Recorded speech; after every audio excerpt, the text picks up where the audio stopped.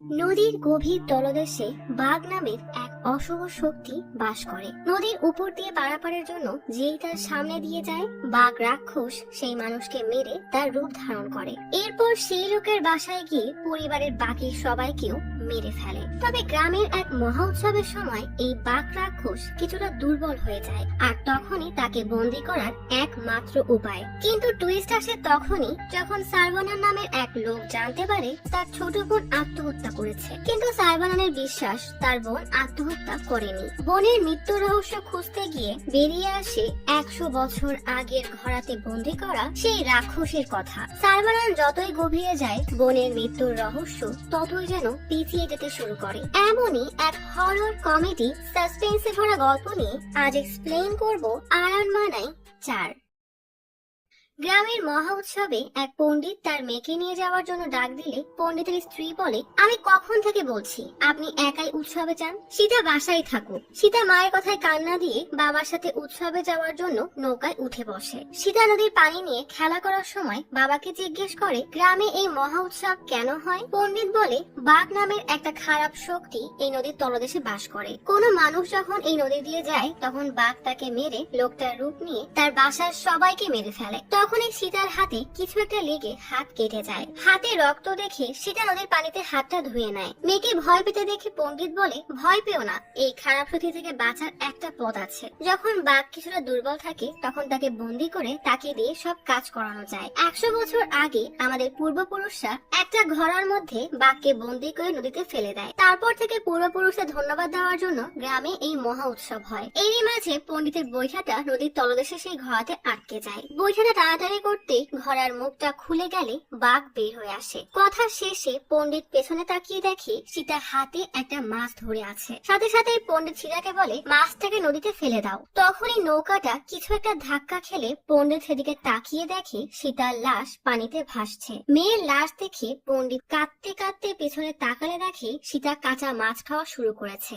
অর্থাৎ বাঘ রাক্ষস সীতাকে মেরে তার রূপ নিয়ে নিয়েছে। তখনই গ্রামের মাঝে মহা উৎসব শুরু হলে সীতা হাতের মাছটা নদীতে ফেলে দিয়ে পণ্ডিতের দিকে তাকিয়ে থাকে। বাঘ রাক্ষস পণ্ডিতের দিকে তেড়ে আসতেই পণ্ডিত ঘোড়াতে থাকা পবিত্র পানি বাঘের দিকে ছুঁড়ে মারে। পবিত্র পানি শরীরে পড়তেই বাঘ কিছুটা দুর্বল হয়ে বসে পড়ে। পণ্ডিত ঘোড়াটা হাতে নিয়ে মন্ত্রপাঠ শুরু করলে বাঘের আত্মা আবারও পণ্ডিতের ঘোড়ার মধ্যে বন্দী হয়ে যায়। সীতার রূপ নেওয়া বাঘ পণ্ডিতকে অনুরোধ করে বলে, আমাকে ছেড়ে দাও, আমার আত্মাকে ফিরিয়ে দাও। পণ্ডিত বলে, আমার স্ত্রী সীতার মৃত্যুর খবর সহ্য করতে পারবে না, আমার মেয়েকে তুমি মেরে ফেলেছো, এবার আমার স্ত্রীর সামনে তুমি সীতা সেজে থাকবে। সন্ধ্যায় পণ্ডিত বাসায় ফিরলে তার স্ত্রী বলে, আপনি একা এসেছেন যে, সীতা কোথায়? পণ্ডিত সরে গেলেই সীতা পণ্ডিতের স্ত্রীর দিকে তাকিয়ে ভয়ানক একটা হাসি দেয়। গল্প চলে আসে শহরের কোর্টে। সারবানান নামের একটা উকিলের কাছে তার ফুপু এসে দেখে সারবানানের কাছে একটাও কেস নেই, আর তার পাশের উকিলের কাছে মানুষের লাইন লেগে আছে। ফুপু বলে, তুই এত সৎ হলে কে তোর কাছে কেস নিয়ে আসবে? ফুপু একটা কাপলকে ডেকে সারবানানকে বলে, ওরা বিয়ের জন্য ঘুরছে,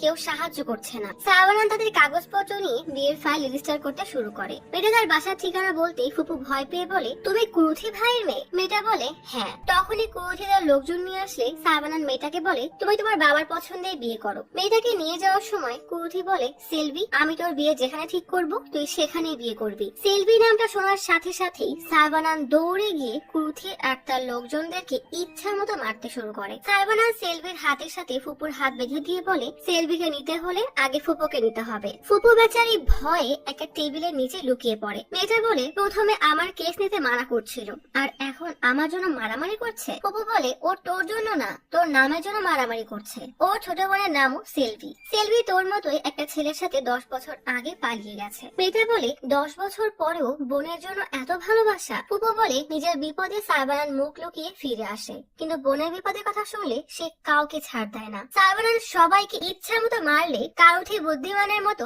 সেখান থেকে কেটে পড়ে। গল্প চলে আসে দূরে একটা গ্রামে সারবানানের বোন সেলভির বাসায়। ছোট ছেলে সারবানান আর বড় মেয়ে শক্তিকে নিয়ে সেলভির সুখের সংসার। সেলভি তার ছেলের নাম বড় ভাই সারবানানের নামেই রেখেছে। সেলভির স্বামীর নাম সন্তোষ, সে পেশায় একজন ইঞ্জিনিয়ার। একদিন সকালে সন্তোষ জগিং এর জন্য বের হলে রবি নামের এক ছেলের সাথে দেখা হয়। রবি নিজের ইউটিউব চ্যানেলের জন্য সকাল সকাল পাখিদের ভিডিও করতে এসেছে। রবির সাথে কথা বলে সন্তোষ জগিং করতে করতে করতে জঙ্গলের পথ দিয়ে চলে যায়। কিছু দূরে যেতেই জঙ্গলের মাঝ থেকে বেশ কিছু সাদা ধোঁয়া সন্তোষের দিকে এগিয়ে আসে। চারপাশে এত ধোঁয়া দেখে সন্তোষ থমকে দাঁড়িয়ে যায়। হঠাৎই ধোঁয়ার মাঝ থেকে একটা হাত এসে সন্তোষের পা ধরে টান দিলে সে মাটিতে পড়ে অজ্ঞান হয়ে যায়। সাথে সাথে চারপাশ থেকে আরো সাদা ধোঁয়া এসে সন্তোষকে আড়াল করে নেয়। বেশ কিছুক্ষণ পরে সন্তোষ উঠে জঙ্গলের পথ দিয়ে হাঁটতে শুরু করে। সে চলে গেলে দেখা যায় সন্তোষের লাশটা মাটিতেই পড়ে আছে। হয়তো বাঘ সন্তোষকে মেরে তার রূপ ধারণ করেছে।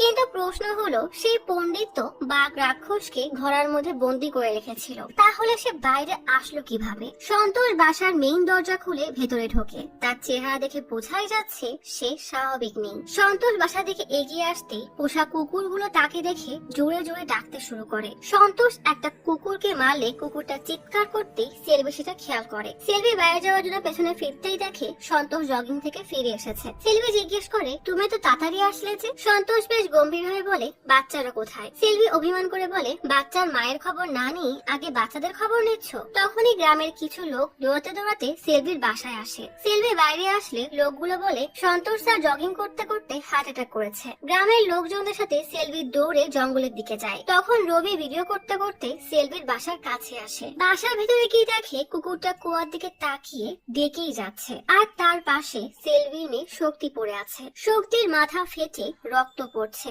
রবি দৌড়ে শক্তির কাছে গিয়ে ডাকতে থাকে। কুকুরের ডাকে সে কুয়ার দিকে ধীরে ধীরে এগিয়ে যায়। কুয়ার মাঝে তাকাতেই কিছু একটা দেখে রবি ভয়ে পেছনে সরে যায়। কুয়ার মধ্যে একটা মেয়ের লাশ ঝুলছে।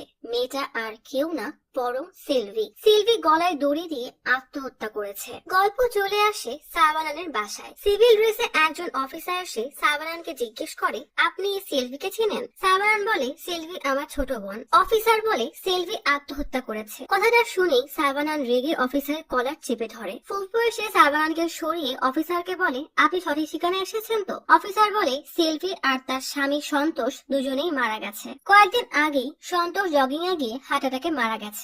এই কষ্ট সহ্য করতে না পেরে সেলভি আত্মহত্যা করেছে। বোনের মৃত্যুর খবর শুনে সাবানান সিঁড়িতে বসে কাঁদতে শুরু করে। এক মুহূর্ত দেরি না করে সাবানান ফুপুকে নিয়ে সেলভির বাসায় আসে। সেলভির বাসা থেকেই ফুপু কাঁদতে থাকে। সেলভি বেঁচে থাকতে সে একবারও এ বাসায় আসতে পারেনি। সাবানান ফুপুকে নিয়ে সেলভির বাসার ভেতরে যায়। সেলভির বাসায় তখন গ্রামের বেশ কিছু লোকজন আর একজন পুলিশ অফিসার ছিল। একটা লোক এগিয়ে এসে সাবানানকে বলে, আমি এই গ্রামের প্রেসিডেন্ট। আপনার বোনের স্বামী এই গ্রামেই থাকতো, তবে সন্তোষের কোনো আত্মীয় স্বজন ছিল না।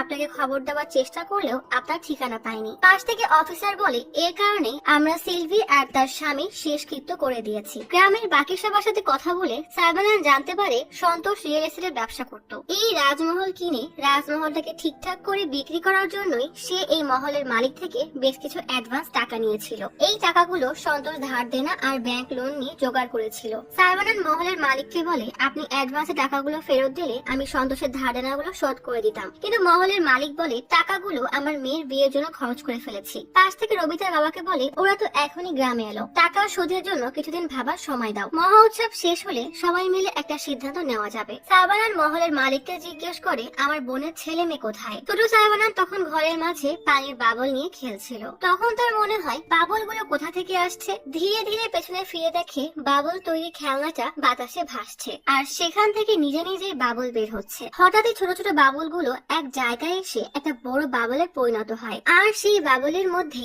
একটা অশরীরী ছায়া দেখা যায়, তবে তার চেহারাটা অস্পষ্ট।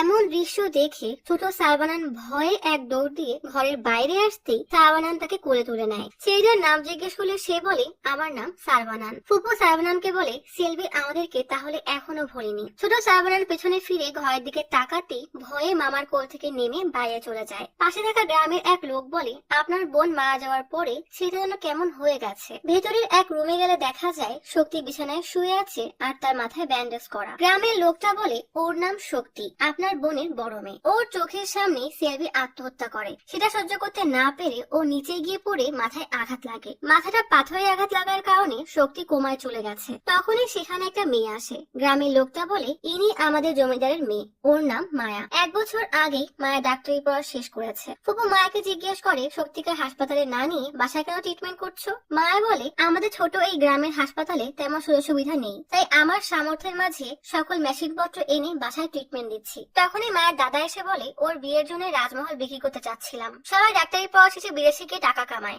আর ও গ্রামে বসে মানুষের সেবা করতে চায়। মায়া বলে, এখন আপনারা সবাই বাইরে যান, সত্যি চেক আপ করতে হবে। সবাই বাইরে চলে গেলে সাইবানান জানালা দিয়ে দেখে মায়ার শক্তিকে কিসের যেন একটা ইঞ্জেকশন দিচ্ছে, আর মায়ের চোখের মুখেও কেমন যেন একটা রহস্যের ছায়া। এদিকে পাওনাদার মিস্ত্রি আর কার্পেন্টারকে জানায় তারা 2 দিন পর টাকা নিতে আসবে, বলে চলে যায়। মিস্ত্রি আর কার্পেন্টার সাইবানার দিকে এগিয়ে যেতেই সে বলে, আমি শুনেছি আপনারা 2 জন অনেক বছর ধরেই আমার বোনের স্বামীর সাথে কাজ করছেন। মিস্ত্রি বলে, আমি শুনেছি আপনি অনেক বড় উকিল, পাওনাদারের মুখে টাকা ছুঁড়ে মেরে এই মহল আপনি কিনে নিন। ফুপু বলে, যত বড় উকিল ভাবছো তত বড়ও না, আমাদের কাছে বিষ খাওয়ার টাকাও নেই। ফুপু সাইবানানকে বলে, টাকা শোধ করার একমাত্র উপায় হচ্ছে জমিদারের মেয়ে মায়াকে পটিয়ে বিয়ে করতে হবে। সাইবানান রেগে চলে গেলে মিস্ত্রি কার্পেন্টারকে বলে, ফুপু পাগল হলেও বুদ্ধিটা ভালোই দিয়েছে। কার্পেন্টার বলে, এমন বুদ্ধি আমার মাথায় আসলো না কেন? রাতে ছোট সাইবানান জানালার পাশে বসে নিজের ছবিতে বিভিন্ন ইফেক্ট দিচ্ছিল, আর এদিকে মিস্ত্রি আর কার্পেন্টার দুজনেই সেজে গুজে রেডি হচ্ছে মায়াকে প্রপোজ করার জন্য। ছোট সাইবানান নিজের চেহারায় জোকারের মাস্কের একটা ইমোজি দিয়ে ছবি তুলছিল।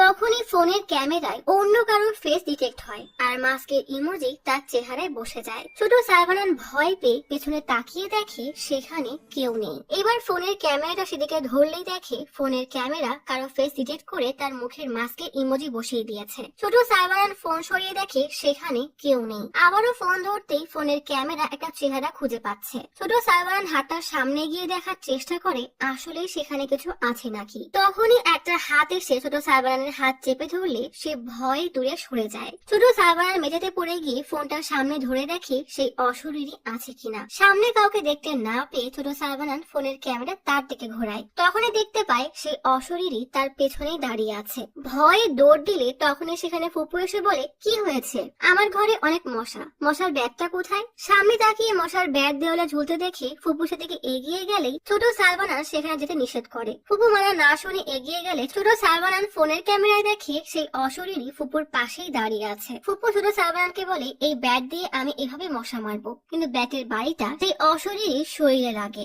ফুপু ভয়ে ভয়ে বলে, এটা কি ছিল? ছোট সাইবানানের সাথে সাথে ভয়ে দৌড়ে পালিয়ে যায়। ফুপু আবারও ব্যাট দিয়ে বাড়ি দিলেই সেই অশরীরী রেগে তার সামনে এসে জোরে চিৎকার দিয়ে চলে যায়। ছোট সাইবানান পালাতে গিয়ে মিস্ত্রির সাথে ধাক্কা খায়। মিস্ত্রি রেগে বলে, কি রে, তোর চোখ নেই? এত বড় মানুষকে ধাক্কা মারিস? ছোট সাইবানান হাঁ করে তাকিয়ে দেখে অশরীরীটা মিস্ত্রি আর কার্পেন্টারের ঠিক পেছনেই দাঁড়িয়ে আছে। জানালা দিয়ে ফুপু এই দৃশ্য দেখে ভয়ে সেদিকে তাকিয়ে থাকে। তখনই মায়া শক্তির জন্য ওষুধ নিয়ে তার রুমের দিকে যায়। তাকে দেখে মিস্ত্রি বলে, আমি প্রপোজ করলে ও মানা করতেই পারবে না। মিস্ত্রি মায়াকে প্রপোজ করার জন্য চিঠি নিয়ে এগিয়ে গেলে অলৌকিক এক শক্তি মিস্ত্রির গলায় মই ফাঁসিয়ে একবার এদিকে তো আর একবার ওদিকে ঘুরাতে থাকে। মায়া সেদিকে খেয়াল না করেই চলে যায়। কার্পেন্টার এই অলৌকিক কাণ্ড দেখে ময়ের অপর মাথা ধরে থামালে মিস্ত্রি ভাবে কার্পেন্টারই তাকে আটকাচ্ছিল, তাই রাগে বলে, আমি আবারও মায়াকে প্রপোজ করব। ফুপু এসব জানালা দিয়ে দেখে ভয়ে কাঁপছে, কারণ সে তো জানে যে এসব আসলে কে করছে।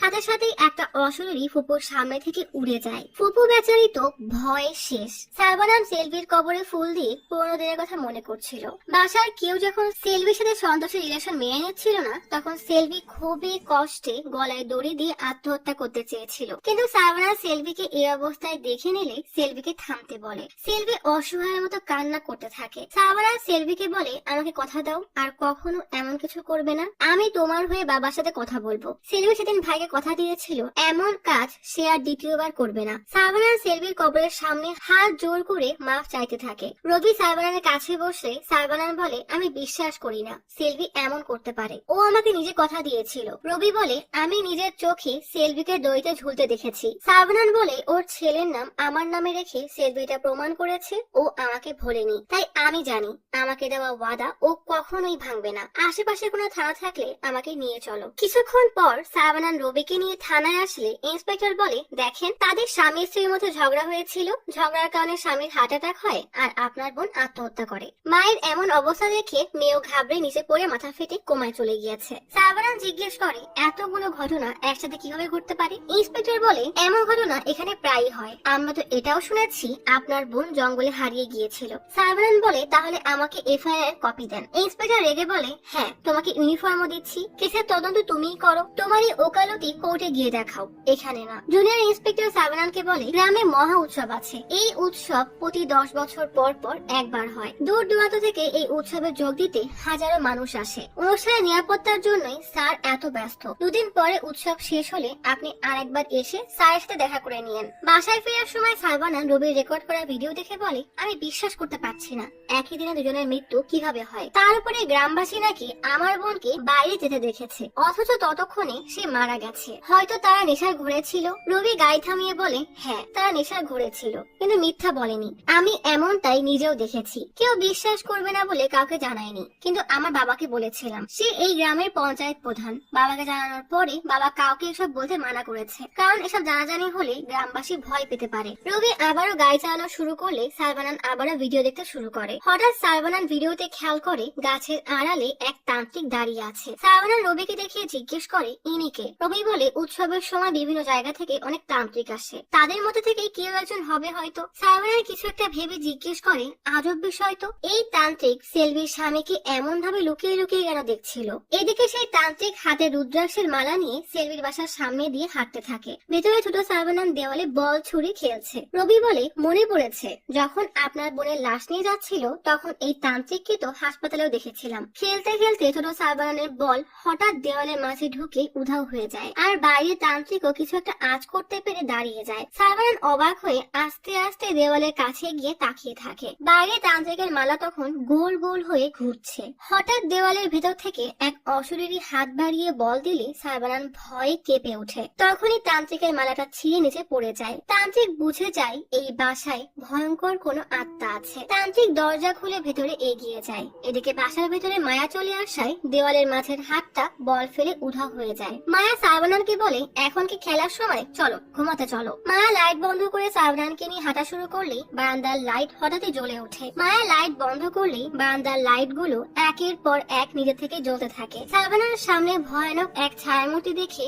ভয়ে দে দৌড়। মায়া লাইট বন্ধ করে যাওয়ার সময় খেয়াল করে শক্তির বিছানার পাশে কে যেন বসে আছে। মায়া চিৎকার করে জিজ্ঞেস করে, কে তুমি? সাথে সাথেই দৌড়ে রুমে আসলে কাউকেই খুঁজে পায় না। মায়ার শক্তির পাশে গিয়ে বসতেই ভয়ানক একটা কাটা হাত মায়ার শরীর বেয়ে উঠছে বুঝতে পেরে তাকাতেই হাতটা গায়েব হয়ে যায়। আবারও অপর পাশ থেকে হাতটা মায়ার কাঁধে হাত রাখে। মায়া তাকাতেই হাতটা সরে গিয়ে আবারও অপর পাশ থেকে উঠতে থাকে। মায়া কোন রকমে সেই ভয়ানক হাত থেকে নিজেকে ছাড়িয়ে সামনে তাকাতেই দেখে জানালায় একটা কালো ছায়া। ভয়ে মায়ার গলা শুকিয়ে যাওয়ার মতো অবস্থা হয়। মায়া ছায়াটাকে দেখার সাথে সাথেই ছায়াটার সমস্ত ঘর ঘুরে ঘুরে সব জানালা দরজা বন্ধ করে দেয়। এত জোরে জানালা দরজা বন্ধ হওয়ার কারণে রুমের সবকিছু নিজে নিজেই পড়তে থাকে। ভয়ে মায়ার চোখ তো বড় বড় হয়ে যায়। তান্ত্রিক বাইরে দাঁড়িয়ে দেখে বাসার সব জানালা নিজে নিজেই বন্ধ হয়ে যাচ্ছে। শক্তির রুমের দরজা হঠাৎই বন্ধ হয়ে গেলে মায়া চিৎকার করে দরজা খুলতে বলে। তান্ত্রিক কিছু একটা আঁচ করতে পেরে চলে যেতেই সব দরজা জানালা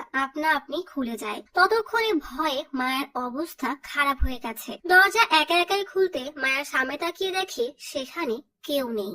এদিকে জঙ্গলের মাঝ দিয়ে যাওয়ার সময় শিকড়ের মতো পেঁচানো কালো রঙের অদ্ভুত এক কঙ্কাল আকৃতির প্রাণী সাইবানানদের গাড়ির সামনে হুট করে এসেই গাড়ির উপরে উঠে যায়। রবি আচমকা এমন দৃশ্য দেখে ভয়ে গাড়ির নিয়ন্ত্রণ হারালেও কোন রকমে নিজেকে সামলে এক জায়গায় গাড়ি দাঁড় করায়। ঠিক তখনই গাড়ির ছাদের উপরে কেউ জোরে জোরে বাড়ি দিতে থাকে। সাইবানান জানালা দিয়ে মাঠের দিকে তাকাতেই দেখে গাড়ির উপরে মানুষের মতো অবয়বে কালো একটা ছায়া। হঠাৎ পাশের ঝোপঝাড়কে নড়তে দেখে আর ভয়ানক এক শব্দ শুনে সাইবানান দ্রুত গাড়ি থেকে নামতে গেলে রবি তাকে নামতে মানা করে। সাইবানান কোনো কথা না শুনে জঙ্গলের মধ্যে হাঁটতে হাঁটতে বেশ সামনে মানুষের আকৃতির কালো একটা ছায়াকে দাঁড়ানো দেখে। সাইবানান খুব মনোযোগ দিয়ে ছায়াটাকে দেখছিল। হঠাৎ তখনই একটা বানর গাছ দিয়ে উঠলে সাইবানান ভয়ে কেঁপে ওঠে। নিজেকে সামলে আবার সেদিকে তাকালে আর কাউকেই দেখতে পায় না। সাইবানান বনের আরো গভীরে গেলে একটা সাপ পেছন থেকে সাইবানানকে ছোবল দিতে গেলে সাইবানান কোনো রকমে বেঁচে যায়। ঠিক তখনই গাছের একটা ডাল ভেঙে উপর থেকে সাইবানানের উপরে পড়তে গেলে সাইবানান তাড়াতাড়ি সরে যায়। এদিকে রবি গাড়িতে একাই বসে আছে, গাড়ি স্টার্ট দেওয়া নানা রকমের চেষ্টা করছে, কিন্তু কোনো লাভ হচ্ছে না। রবি হঠাৎই খেয়াল করে তার গাড়ির চারপাশে সাদা ধোঁয়ায় ভরে গেছে। রবি তাড়াতাড়ি গাড়ির সব গ্লাস আটকে দেয়, কিন্তু গাড়ির সব গ্লাস ঘোলা হয়ে যাওয়ায় বাইরে কিছুই দেখতে পাচ্ছিল না। তাই ওয়াইপার দিয়ে সামনের গ্লাস পরিষ্কার করা মাত্রই সেলভিকে তার দিকে ভয়ানক দৃষ্টিতে তাকাতে দেখে ভয়ে কেঁপে ওঠে। রবি তাড়াতাড়ি করে তার ক্যামেরা অন করে ভিডিও করতে যায়, কিন্তু সেলভি ততক্ষণে গায়েব হয়ে গেছে। হঠাৎই গাড়ির ব্যাক সিটে তাকিয়ে দেখে সেলভি তার পেছনেই বসা। রবি ভয়ে গাড়ি থেকে নামতে গেলেই সেলভির আত্মা তাকে টেনে ধরে। রবি ভয়ে চিৎকার করতে থাকে। গভীর বনে রবির চিৎকার শুনে সাইবানান জলদি গাড়ির কাছে ফিরে এসে দেখে রবির গাড়ি সেখানে নেই। একটু সামনে মাটিতে রবির ক্যামেরা পড়ে আছে। ক্যামেরা উঠিয়ে ভিডিও অন করতেই দেখে সেই তান্ত্রিক এসে ক্যামেরায় উকি মেরে চলে গেছে। সাইবানান আশেপাশে তান্ত্রিককে খোঁজার চেষ্টা করে, কিন্তু কোথাও তাকে পায় না। পরের দিন সকালে মায়ের রান্নাঘরে এসে ফুপুকে এক পাশে নিয়ে গিয়ে বলে, কাল রাতে শক্তির রুমে কালো ছায়া দেখেছি, আমার মনে হয় এই বাসায় কোনো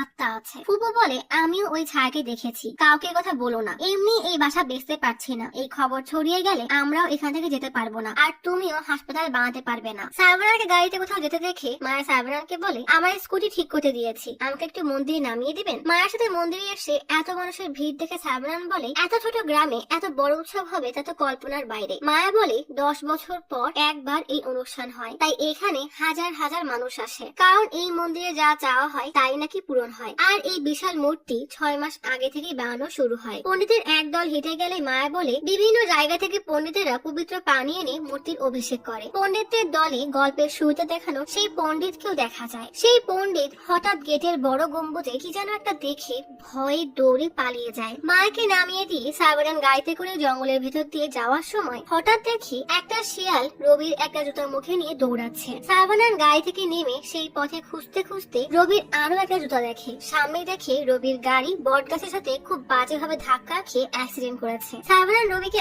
আশেপাশে খুঁজতে থাকে, ঠিক তখনই খেয়াল করে দেখে বিশাল এই বটগাছের মধ্যেই রবির উল্টানো লাশ পড়ে আছে। সাইবানান তাড়াতাড়ি কল দিয়ে সবাইকে খবর দেয়। কিছুক্ষণ পরেই বটগাছকে ঘিরে গ্রামবাসী আর পুলিশের ভিড় জমে যায়। রবির বাবা এসে ছেলের এমন অবস্থা দেখে কান্না করতে করতে আফসোস করে বলে, কাল তো জন্মদিন, ভেবেছিলাম গ্রামের এই অনুষ্ঠানের সাথে ধুমধাম করে তো জন্মদিন পালন করব, কিন্তু এ কি হয়ে গেল। ইন্সপেক্টর সাইবানানকে বলে, এক কথা তোকে কতবার বলা লাগবে, গতকাল শেষবার রবিকে তোর সাথে দেখা গেছে। সাইবানান বলে, ওই তান্ত্রিককে সন্দেহ করার বদলে আপনি আমাকে কেন সন্দেহ করছেন? আমি গতকাল বনের মধ্যে থেকে ফিরে এসে রবিকে আর দেখিনি, ভেবেছি হয়তো ভয়ে পালিয়ে গেছে। আপনারা ওই তান্ত্রিককে জিজ্ঞেস করছেন না কেন? জুনিয়র ইন্সপেক্টর বলে, খবরদার তান্ত্রিককে নিয়ে এমন উল্টাপাল্টা কথা বলবেন না, হয়তো সে নিচে পড়ে থাকা ক্যামেরা দেখে অবাক হয়ে ক্যামেরা দেখছিল। ঠিক তখনই সাইবানান খেয়াল করে তান্ত্রিক পাশের এক গাছের আড়ালে লুকিয়ে আছে। সাইবানান তাকে দেখার সাথে সাথেই সে পালিয়ে যায়, আর তার পিছু করলে বড় বড় ঘাসের মধ্যে লুকিয়ে পড়ে। সাইবানান এই ঘন ঘাসের মধ্যে তান্ত্রিককে না পেয়ে ইন্সপেক্টরকে বলে, ওই তান্ত্রিক যদি কিছু নাই করে থাকে তাহলে পালিয়ে গেল কেন? আর সে শুধু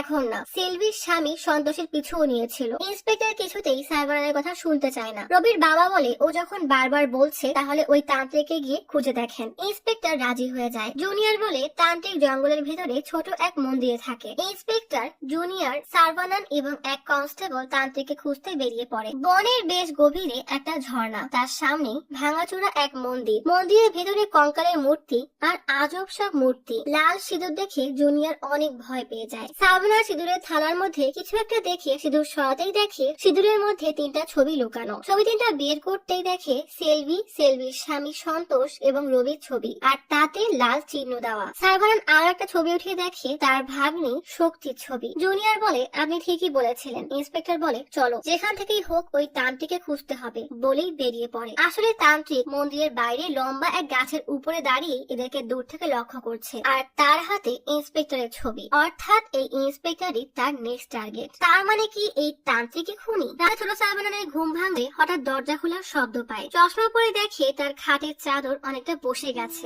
মনে হচ্ছে কেউ এখানে বসেছে। ভয়ে সাইবানার খাট থেকে নেমে নিচে নামলেই ভয়ানক আত্মাটি বিছানা বেয়ে সাইবানার দিকে এগিয়ে আসতে থাকে। সাইবানান ভয়ে কোন রকমে দরজা খুলে এক দৌড় দিয়ে শক্তির পাশে কাঁথা মুড়ি দিয়ে শুয়ে পড়ে। এক দৃষ্টিতে শক্তির দিকে তাকাতেই দেখে শক্তির মুখ বেয়ে একটা কাটা হাত এগিয়ে আসছে। সাইবানান খাট থেকে নামলেই পর্দার পেছনে নারী অভাবে কালো একটা ছায়া দেখে ভয়ে শক্ত হয়ে দাঁড়িয়ে থাকে। আত্মাটি পর্দা সরাতেই দেখা যায় সাইবানান এসেছে। সাইবানান এসে জিজ্ঞেস করে, কি হয়েছে, তুমি চিৎকার করলে কেন? কিন্তু ছোট সাইবানান কোনো কথা না বলি ভয়ে দৌড় দিয়ে চলে যায়। যাওয়ার সময় টেবিলে ধাক্কা লেগে বেশ কিছু বই পড়ে যায়। সাইবানান সেগুলো উঠিয়ে রাখতে গেলে সেলভির ফ্যামিলি ফটো অ্যালবাম দেখে অনেক খুশি হয়ে পাতা উল্টে দেখতে থাকে। হঠাৎই খেয়াল করে সত্যের জন্মদিনের ছবির উপরে লেখা 15 জুন 2022। সাইবানান হঠাৎই মনে পড়ে রবির বাবাও বলেছিল 15 তারিখে রবির জন্মদিন। কিছু একটা আন্দাজ করে সাইবানান দ্রুত রেজিস্ট্রি অফিসে এসে সবার আড়ালে তালা ভেঙে ভিতরে ঢুকে জুনের ফাইল ঘাটতে শুরু করে। প্রত্যেক ফাইলের 15 তারিখের তথ্য দেখলে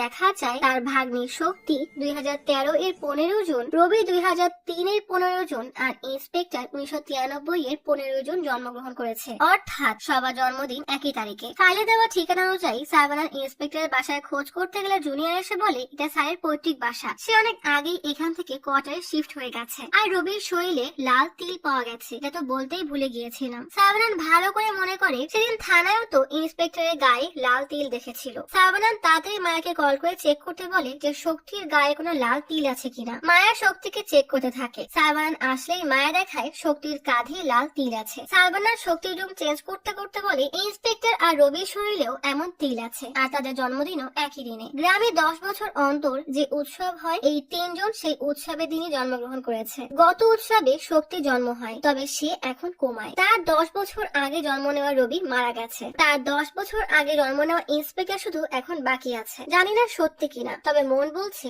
আজ কিছু একটা হবে। ইন্সপেক্টরকে কল করছে কিন্তু সে কল রিসিভ করছে না। যত তাড়াতাড়ি সম্ভব তাকে সব জানাতে হবে। ইন্সপেক্টর তখন মন্দিরের ভিড়ের মধ্যে জ্ঞানটা মেটানোর কাজে ব্যস্ত। সাইবানান মায়াকে বলে তুমি শক্তির খেয়াল রাখো আর কেউ যেন জানতে না পারে শক্তি কোন রুমে আছে। বলেই সাইবানান বেরিয়ে যায়। এদিকে কনস্টেবল ইন্সপেক্টরকে থানায় যেতে বলে। এই কথা তান্ত্রিক আড়াল থেকে শুনে নেয়। সেলভির বাসায় সে পণ্ডিত এসে হঠাৎ চিল্লাপাল্লা শুরু করে দেয়। মায়া এবং ফুপু বেরিয়ে এলে পণ্ডিত কান্না করতে করতে বলে আমাকে সাহায্য করুন, আমার মেয়েকে খুঁজে পাচ্ছি না। একজন বলেছে 500 কুমারী মেয়েকে সুপারি দিলে নাকি খুঁজে পাবো, 4 জনকে দিয়েছি, আপনিও নেন। মায়া না নিতে চাইলে ফুপুর জয়জয়তে নিতে বাধ্য হয়। পণ্ডিত বলে শুনেছি এই বাসায় আরো একটা মেয়ে আছে। মায়া বলে না না, ও বাচ্চা মানুষ, এখন এখান থেকে চলে যান। কিন্তু পণ্ডিত এগিয়ে এসে মায়ের পায়ে পড়ে বিনতি করে বলে ওকে দয়া করে ডাক দেন। লোকটাকে এইভাবে দেখে ফুপুর মায়া হলে বলে সামান্য 5 সুপারি তো, আসেন আপনি। বলে ভেতরে নিয়ে গেলে সাথে সাথেই কারেন্ট চলে যায়। মায়া বলে আমার এসব একদম ঠিক মনে হচ্ছে না, আপনি দয়া করে চলে যান। কিন্তু ফুপু মায়াকে বলে আরে কোনো সমস্যা হবে না। সাইবানান মন্দিরে গিয়ে জানতে পারে ইন্সপেক্টর থানায় চলে গেছে। মায়া হ্যারিকেন নিয়ে পণ্ডিতকে নিয়ে যাওয়ার সময় উঠানে একটা কালো ছায়া দেখতে পায় যে জানালার গ্রিলের পাশেই দাঁড়ানো, কিন্তু উপরে তাকিয়ে কাউকে দেখতে পায় না। কিন্তু পণ্ডিত তাকালে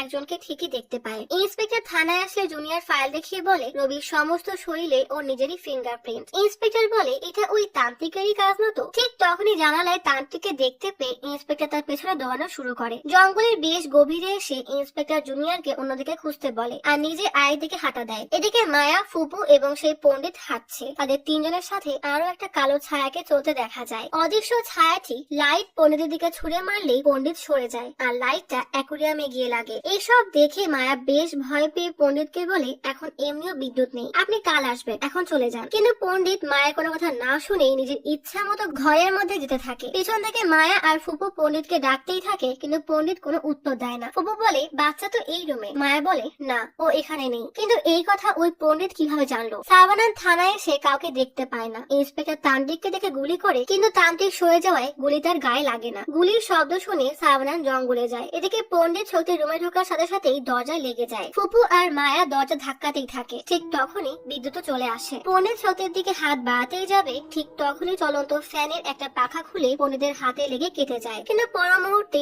আবার কাটা জায়গা ঠিক হয়ে যায় আর ফ্যানও ঠিক হয়ে যায়। পণ্ডিত আবারও শক্তির দিকে এগোলে ফ্যান খুলে এসে পড়ে, কিন্তু পণ্ডিত তবুও থামে না। এই বাসায় ভয়ানক আত্মাটা চিৎকার দেওয়া শুরু করে। রুমের সবকিছু উল্টে পাল্টে যেতে থাকে। পণ্ডিতের কান ফেটে রক্ত বের হওয়ার উপক্রম, তাই কোন রকমের হাত চাপা দিয়ে কান বন্ধ করে রাখে। সব বাধা পেরিয়ে শক্তিকে ধরতেই যাবে, ঠিক তখনই আত্মাটা তার সর্বশক্তি দিয়ে পণ্ডিতকে টেনে এক ধাক্কা দিয়ে রুমের বাইরে ফেলে দেয়। তারপর পণ্ডিতকে টেনে সোজা বাসার বাইরে নিয়ে যায়। ফুপু আর মায়া এমন দৃশ্য দেখে প্রচুর ভয় পেয়ে যায়। সাইবানান জঙ্গলের শেখা ডাল ভেঙে তাতে শিকড় পেঁচিয়ে আগুন ধরিয়ে জঙ্গলের গভীরে যেতে থাকে। রাজমহলের আত্মাটা পণ্ডিতকে বাইরে এনে কাপড় ধোয়ার মতো উল্টে পাল্টে উঠানে আছড়ে ফেলতে থাকে। উপর থেকে ফুপু, মায়া এবং মায়ের বাবা আর নিচ থেকে মিস্ত্রি আর কার্পেন্টার এমন ভয়ানক দৃশ্য দেখে প্রচুর ভয় পেয়ে যায়। পণ্ডিত বলে কেউ বাঁচবে না, এই বাসা অভিশপ্ত, সবাই চলে যাও, সবার জীবনে ঝুঁকি আছে। বলেই পণ্ডিত বাসার বাইরে দৌড় দেয়। সাইবানান জুনিয়রের কাছে গেলে জুনিয়র বলে তান্ত্রিককে দেখে স্যার সামনে গেছে। তারা দুজন সামনে এগোতে থাকে। ইন্সপেক্টর তান্ত্রিককে সামনে দেখে গুলি করতে গেলেই তান্ত্রিক ইন্সপেক্টরের হাত মুচকে দিয়ে কাগজে ঢাকা কিছু হাড় পুরানো ছাইতে ফু দিয়ে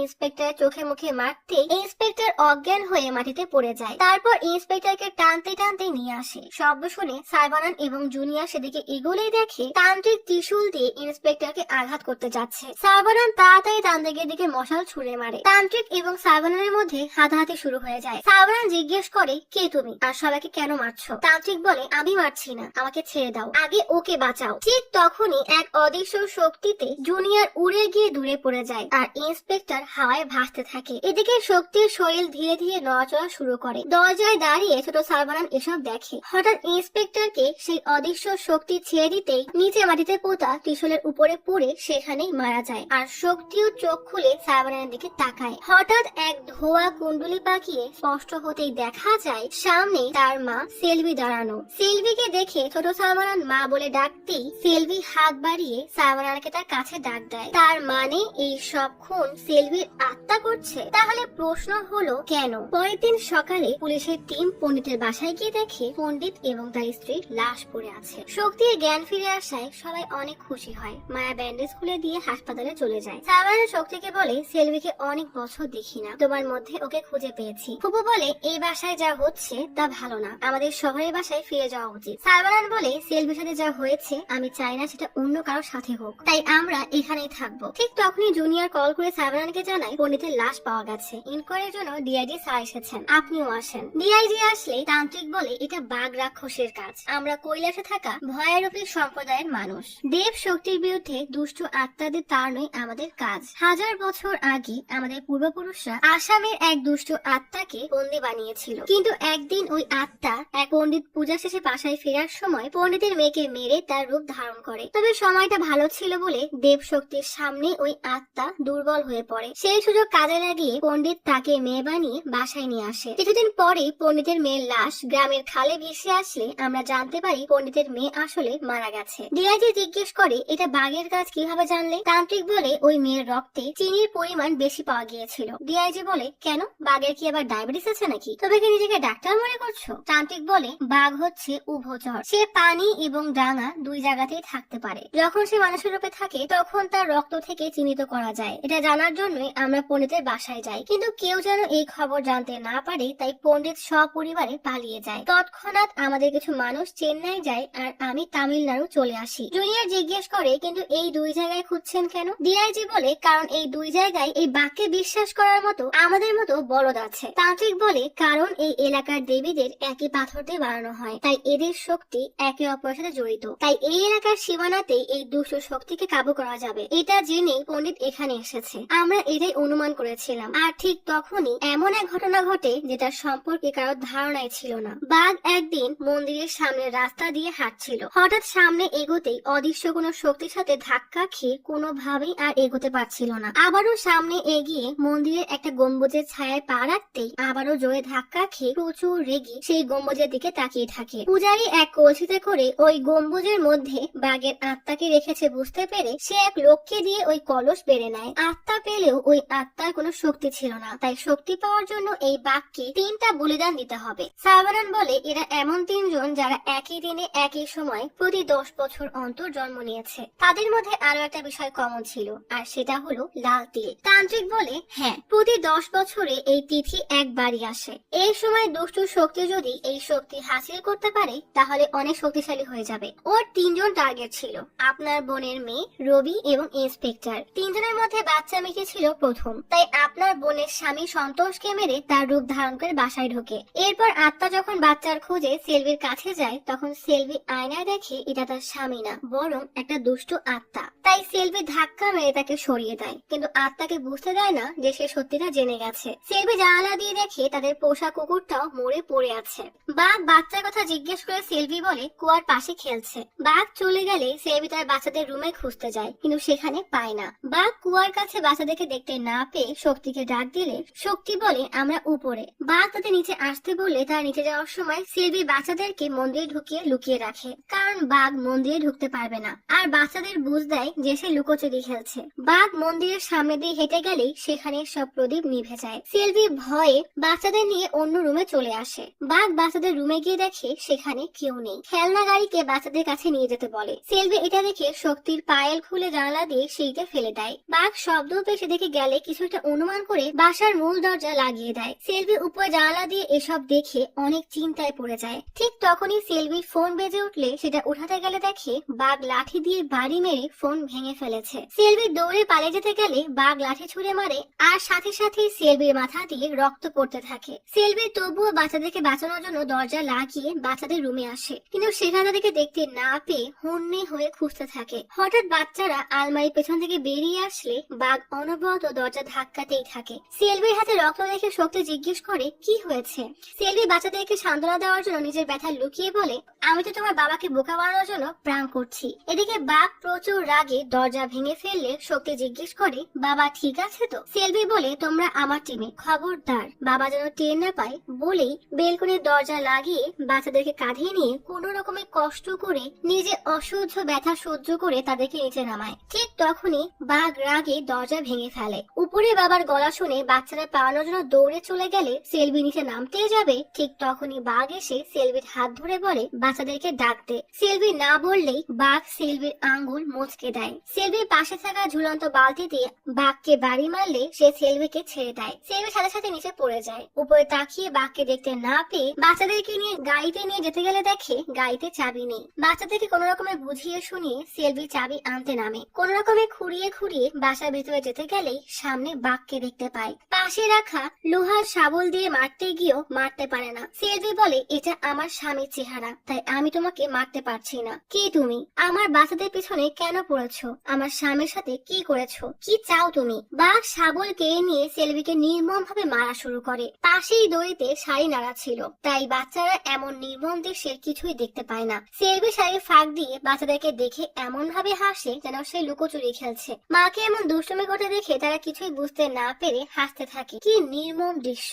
বাঘ মারতে মারতে সেলভিকে মাটিতে ফেলে দিলে বাচ্চারা সন্দেহ দৃষ্টিতে তাকায়। বাচ্চারা যেন ভয় না পায় তাই পাশে পড়ে থাকা পানির পাইপ দিয়ে পানি ছিটাতে থাকে। বাচ্চারাও মায়ের দুষ্টুমি ভেবে খিল খিল করে হাসতে থাকে। বাঘ সেলভিকে কুয়ার কাছে এনে গলায় দড়ি পেঁচিয়ে জিজ্ঞেস করে বাচ্চারা কোথায়। সেলভি তবুও বলতে না চাইলে বাঘ সেলভিকে কুয়ায় ফেলে দিয়ে বলে, তোর মৃত্যু দেখে ওরা এমনি বেরিয়ে আসবে। এভাবেই সেলভি ছটফট করতে করতে মৃত্যুবরণ করে আর নিজের জান দিয়ে তার দুই বাচ্চার জান বাঁচিয়ে যায়। নিজের প্রাণপ্রিয় বোনের এই নির্মম পরিণতির কথা শুনে সাবানের চোখ দিয়ে টপ টপ করে পানি পড়তে থাকে। এমন করুণ মৃত্যুর কথা শুনে পুলিশরাও অবাক হয়ে যায়। জুনিয়র বলে, আমরা যেমনটা ভেবেছিলাম সেলভি আত্মহত্যা করেনি, বাচ্চাদেরকে বাঁচানোর জন্য নিজের জানের বলি দিয়েছে। গ্রামবাসী যখন সেলভিকে ডাকতে আসে তখন বাঘ কুয়ার পাশে দাঁড়িয়ে সেলভিকে দেখছে। হঠাৎ সবার গলা শুনে বাঘ নিজের রূপ বদলে সেলভির রূপ নিয়ে গ্রামবাসীর সাথে চলে যায়, যেটা রবি দেখেছিল।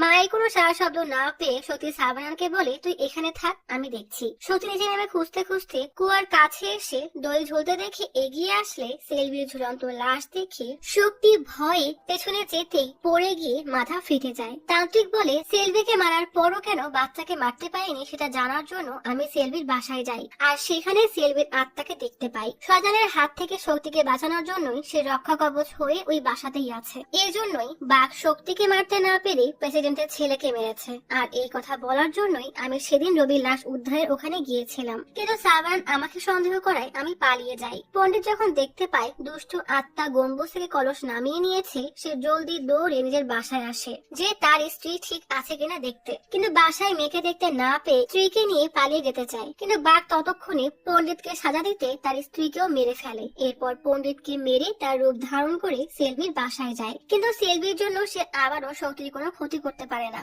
তাই আমি জঙ্গলে ইন্সপেক্টরকে বাঁচাতে যাই। বাকিটা তোমরা জানো যে কি হয়েছিল। এইসব কাহিনী শুনে ডিআইজির কপালে হাত উঠে যায়। সে তান্ত্রিককে বলে, আপনারা কোনো বড় পূজা করে তাকে বসে কেন আনছেন না? তান্ত্রিক বলে, এটা এত সোজা না। দুইটা জীবন নিয়ে ও এখন অনেক শক্তিশালী হয়ে গেছে, মানুষের শক্তি দিয়ে ওকে থামানো যাবে না, এই জন্য দরকার দেব শক্তি। আজকে রাক্ষসকে শেষ করার আগে যদি ওই বাচ্চাকে মেরে ফেলে তাহলে দেব শক্তিও কাজে লাগবে না। এসব শুনে সাবানান বাসায় চলে আসে। ডিআইজি জুনিয়রকে বলে, উৎসব শেষ না হওয়া পর্যন্ত তান্ত্রিককে লকআপে রাখো, না হলে খামোখা জনগণের মধ্যে ভয় ছড়াবে। ডিআইজি তান্ত্রিকের কোনো কথাই বিশ্বাস করেনি। ডিআইজির কথা মতো তান্ত্রিককে লকআপে বন্ধ করলে তান্ত্রিক বলে, আমাকে বন্ধ রেখে কিছুই হবে না। প্রেসিডেন্ট এসে বলে, আপনি আমাদেরকে বাঁচাতে এসেছেন, বুঝেছেন আর আমরা আপনাকেই ভুল বুঝেছি। ঠিক তখনই থানায় এক ধোঁয়া এসে ভরে যায়। সব টেবিল চেয়ার নড়তে থাকে। এক অদৃশ্য শক্তি চেয়ার উঠিয়ে এক এক করে পুলিশদেরকে মেরে আহত করে দেয়। জুনিয়র তাড়াতাড়ি করে লকআপে তালা খুলে আর অদৃশ্য সেই শক্তি কনস্টেবল এবং পঞ্চায়েত প্রধানের দিকে চেয়ার ছুঁড়ে মারলেই তাদের নাক মুখ ফেটে যায়। তান্ত্রিক লকআপ থেকে বের হলে তার দিকেও চেয়ার ছুঁড়ে মারে, কিন্তু তান্ত্রিক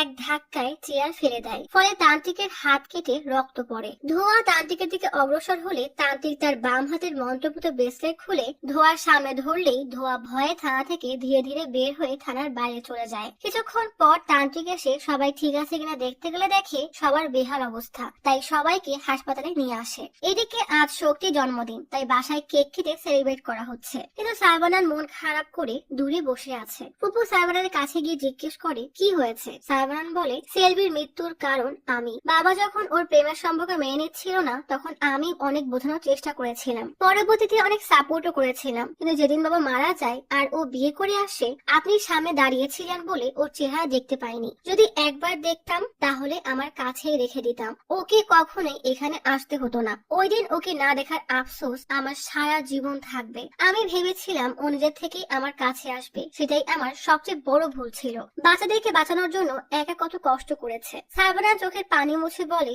মৃত্যুর সময় হয়তো ভেবেছিল তার ভাই আসবে। সেলভি পেছনে বসে তার ভাইয়ের সব কথা শুনছে। সাইবানা বলে ওর জায়গায় যদি অন্য কেউ থাকতো এত আঘাত সহ্য করে এক সময় নিজেকে হয়তো বাঁচানোর কথা ভাবতো, কিন্তু ও এমন কিছুই করেনি, বরং মৃত্যুর পরও বাচ্চাদেরকে রক্ষা করে যাচ্ছে। ওর মতো মেয়ে শুধু বোন না, মা হিসেবে পাওয়াও অনেক ভাগ্যের ব্যাপার। ঠিক তখনই শক্তি এসে সাইবানাকে কেক খাইয়ে দেয়। শক্তি পেছনে সেলভির দিকে তাকিয়ে হাসে। সাইবানার পেছনে ফিরে দেখে সেখানে কেউই নেই। সেলভি ইশারা দিয়ে মানা করলে শক্তি চলে যায়, কিন্তু সাইবানান বুঝে যায় সেলভি সেখানেই আছে। ঠিক তখনই মায়া বাসায় আসতে গেলে কোন এক অজানা শক্তিতে ধাক্কা খেয়ে পড়ে আর ঢুকতে পারে না। বাইরের শব্দ পেয়ে সবাই বের হয়ে আসে। ফুপু মায়াকে ধরে ভেতরে আনে আর সাইবানান খেয়াল করে মায়া এই বাসায় ঢোকাতে কোনো সমস্যাই নেই, কিন্তু মায়ের বাবা যখন স্কুটি নিয়ে ভেতরে আসতে যায় স্কুটি এবং সে উল্টে গিয়ে পড়ে। সাইবানান বুঝে যায় স্কুটিতে কোনো সমস্যা আছে। সাইবানান স্কুটি থেকে মায়ের স্টেথোস্কোপ নিয়ে ভিতরে ছুঁড়ে মারে। সেটা দিব্যি বাসার সীমানায় ঢুকে যায়। এরপর অ্যাপ্রন ছুঁড়ে মারলে সেটা আর যেতে পারে না। সাইবানান ভালো করে লক্ষ্য করলে দেখে অ্যাপ্রনে রক্ত লাগানো। কিছুক্ষণ আগে থানায় যে হামলা হয়েছিল মায়া তাদের চিকিৎসা করে বাসায় ফিরছিল। সাইবানান এবং মায়া হাসপাতালে এসে অ্যাপ্রনে লেগে থাকা রক্তের ডিএনএ টেস্ট করাতে দেয়, যেন এটা কার রক্ত বুঝতে পারে। তান্ত্রিক প্রেসিডেন্টকে এসে কিছু একটা বললে সেই কথা শুনে দুজনে রিলিজ না নিয়ে বের হয়ে যায়। টেস্টের রিপোর্ট আসার পরে মায়া সাইবানানকে জানায় এটা কোনো স্বাভাবিক মানুষের রক্ত না, এটাকে আম্পিফিবিয়ান বলে, যা স্থল এবং পানি দুই জায়গায় পাওয়া যায়, অনেকটা ব্যাঙের মতো। সাইবানানের মনে পড়ে তান্ত্রিক বলেছিল বাঘের রক্ত এমনই হয়। সাইবানান জিজ্ঞেস করে রক্তটা কার ছিল। মায়া সাইবানানকে জেনারেল ওয়ার্ডেনে দেখি প্রেসিডেন্ট তার বেডে নেই। জুনিয়র ইন্সপেক্টর বলে আমি তাদের অনেক বাধা দিয়েছি, কিন্তু তারা বলেছে জরুরি কাজ আছে তাই চলে গেছে। সাইবানান মায়াকে বাসায় ফিরতে বলে নিজের প্রেসিডেন্টের খোঁজে বেরিয়ে পড়ে। প্রেসিডেন্ট নিজের ছেলের অস্থি বিসর্জন দিচ্ছে। সাইবানান সেখানে এসে জিজ্ঞেস করে ওই তান্ত্রিক কোথায়। প্রেসিডেন্ট বলে আমি কোনো তান্ত্রিককে চিনি না, তার মানে এতক্ষণ ধরে তান্ত্রিকের রূপে যে ঘুরছে সেই আসল বাঘ। প্রেসিডেন্ট সাইবানানের কথার উত্তর ঠিক মতো না দেওয়ায় সাইবানান প্রচুর রেগে জিজ্ঞেস করলেই প্রেসিডেন্টের লোকদের সাথে সাইবানানের হাতাহাতি শুরু হয়ে যায়। তান্ত্রিক গাড়িতে করে কিছু লোকের সাথে কোথায় যেন যাচ্ছে। তান্ত্রিক হাতের ব্যান্ডেজ খুলে দেখা যায় তার জখম আপনা আপনি ঠিক হয়ে যাচ্ছে। তান্ত্রিক জঙ্গলের মধ্যে এসে এক জায়গায় তার সাথে থাকা মানুষদের মাটি খুঁড়তে বলে আর নিজে গাছের শেকড় ছিঁড়ে পেঁচাতে থাকে। এদিকে মারামারি করতে করতে প্রেসিডেন্ট যেই না গাড়িতে উঠতে যায় ঠিক তখনই সাইবানান ওই গাড়ির ডিকিতে এক লোককে ছুঁড়ে মারলে ডিকি খুলে তান্ত্রিকের হাত বেরিয়ে পড়ে। মানে আসল তান্ত্রিক অনেক আগেই মারা গেছে। আসলে থানায় যখন হামলা হয় তান্ত্রিক অশুভ শক্তিকে সরাতে বাইরে গিয়েছিল, তখন অশুভ শক্তি তান্ত্রিককে মেরে তার রূপ ধারণ করে। প্রেসিডেন্ট বলে আসল তান্ত্রিক মারা গেলে আমার লোকদেরকে আমি কার সাথে পাঠিয়েছি। সাইবানান জিজ্ঞেস করে কোথায় পাঠিয়েছেন। প্রেসিডেন্ট বলে হাসপাতালে থাকা অবস্থায়। তান্ত্রিক এসে বলে আজকের মধ্যে যদি ওই দুষ্ট শক্তিকে বধ করতে না পারি তাহলে এই গ্রামের কাউকে বাঁচাতে পারবো না, এখানে কোনো উৎসব হবে না। উৎসবের কথা শুনে আমি ঘাবড়ে গিয়েছিলাম। তান্ত্রিক বলেছিল ওই বাঘ কোথায় আছে আমি জানি না, ও ওই বাচ্চার পেছনে আছে, কিন্তু সেলভির আত্মা ওকে বাধা দিচ্ছে বলে ও যাকে তাকে মেরে বেড়াচ্ছে। যদি আমরা সেলভির আত্মাকে শাস্তি দিতে পারি তাহলে দুষ্ট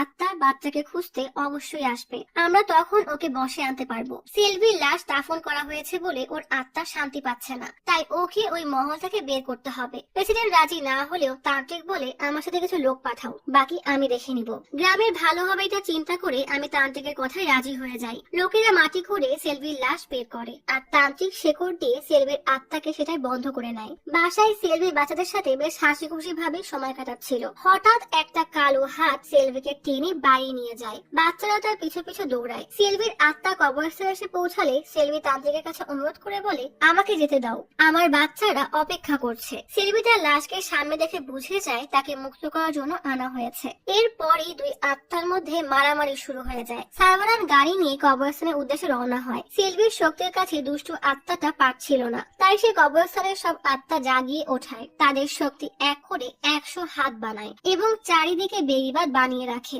সেলভি ঢিল মারলে সেগুলো ওই আত্মারা আটকে দেয়। অশুভ শক্তি ওই আত্মাগুলো দিয়ে দড়ি বানিয়ে সেলভিকে বেঁধে ফেলে। সেলভি কাকুতি মিনতি করে বলে, আমাকে মেরে ফেলো, কিন্তু আমার বাচ্চাদেরকে কিছু করো না।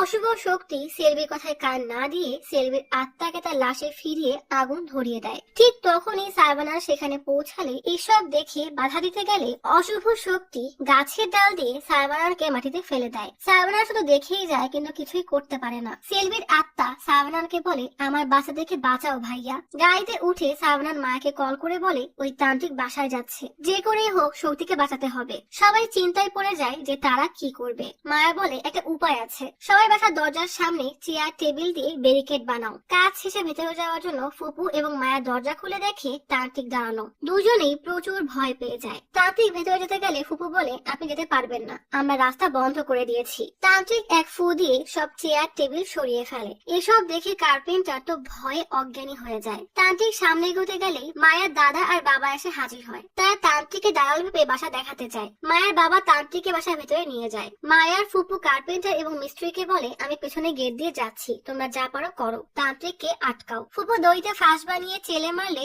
তান্ত্রিক তাতে বাধা পড়ে যায়। এরপর তিনজন দড়ি ধরে টানতে শুরু করে। তান্ত্রিক বড় করে চোখ পাকালে কার্পেন্টার ভয়ে পায়ে পড়ে ক্ষমা চাওয়া শুরু করে দেয়। এইসব বিতলোককে দিয়ে কি আর ভূত তাড়ানো সম্ভব? তান্ত্রিক এসবে পাত্তা না দিয়ে চলে যায়। তিনজন আবারও ঝাড়ু, হাতুড়ি, রঙের কোটা দিয়ে তান্ত্রিকের পেছনে দৌড়ায়। তান্ত্রিক পেছনে ফিরে তাকালেই ফুপু আর কার্পেন্টার সেখানেই থেমে যায়, কিন্তু মিস্ত্রি মেলার সাহস দেখিয়ে এগিয়ে যায়। তান্ত্রিক রেগে মিস্ত্রিকে একের পর এক চড় মেরে সেখান থেকে চলে যায়। তান্ত্রিক রুম এসে দেখে বাচ্চারা সেখানে নেই। এদিকে মন্দিরে উৎসব শুরু হয়ে গেছে। মায়া শক্তিকে নিয়ে মন্দিরে চলে আসে। তান্ত্রিকও খুঁজতে খুঁজতে উৎসবের জায়গায় চলে আসে। মায়া তান্ত্রিককে দেখেই থেমে যায়। তান্ত্রিক খেয়াল করে দেখে মায়ের সাথে শক্তি নেই। পাশে তাকালেই দেখে সাইবানার শক্তিকে নিয়ে চলে যাচ্ছে। তান্ত্রিক সাইবানার পিছু নেয়। সাইবানার দৌড়ে রাবণের মূর্তির ভেতরে গিয়ে লিফট দিয়ে উপরে উঠে যায়। তান্ত্রিকও পিছু গিয়ে শক্তিকে উপরে উঠতে দেখে নিজের মতো 10 জনকে বানিয়ে লাফিয়ে উপরে ওঠে। সাইবানান একের পর এক তান্ত্রিককে মেরে কৌশলে নিচে ফেলে দেয়। সাইবানান দেখে তান্ত্রিক সমস্ত শক্তি একসাথে করে নতুন এক রূপে উপরে উঠছে। আর এদিকে বাইরে পণ্ডিতরা রাবণকে মারার জন্য দেবীর তীরে আগুন লাগিয়ে দিয়েছে। সাইবানান শক্তির কাছে পৌঁছানোর জন্য প্রাণপণে ছুটতে থাকে। শক্তি এক সময় রাবণের চোখের মণিতে আটকে যায়। তান্ত্রিক শক্তিকে ধরতেই যাবে, ঠিক তখনই সাইবানান শক্তিকে নিয়ে দড়ি ধরে নিচে লাফ দেয় আর পর্দায় পিছলে সিঁদুরের বড় থালার উপরে পড়ে যায়। দেবীর আগুনের তীর নিজের দিকে আসতে দেখে তান্ত্রিক পিছাতে যায়, কিন্তু পারে না। তান্ত্রিক দেখে দেবী নিজের হাতে তীর নিয়ে তার দিকে ছুটে আসছে। দেবী রাবণের মূর্তিতে ত্রিশূল নিক্ষেপ করলেই তান্ত্রিক ও রাবণের সাথে জ্বলতে থাকে। অশুভ শক্তির এক একটা রূপ এক এক করে পুড়ে যায়। এভাবেই অশুভ শক্তির বিনাশ ঘটে। বাঘ আজীবনের জন্য শেষ হয়ে যায়। সাইবানান মায়াকে এই বাসা পার্টনারশিপে দিয়ে দেয়, যেন সে এখানে হাসপাতাল খুলতে পারে। বাচ্চারা বাইরে এসে খুশি মনে বল খেলতে থাকে, কিন্তু লক্ষ্য করলে দেখা যায় বাচ্চাদের সাথে অদৃশ্য কোনো শক্তিও খেলছে। তাহলে কি সেলভির আত্মা ফিরে এসেছে, নাকি এটা সেলভির স্বামীর আত্মা? আজ তাহলে এখানেই চলে যাচ্ছি। শীঘ্রই ফিরবো নতুন অথবা পুরাতন ইউনিক কোনো মুভির গল্প নিয়ে। ফিরে আসা পর্যন্ত লাইক, কমেন্ট এবং সাবস্ক্রাইব করে অচিরার গল্পশপের সাথেই থাকুন। পাশে থাকা বেল আইকনটি ক্লিক করে রাখুন। দেখা হবে পরের ভিডিওতে।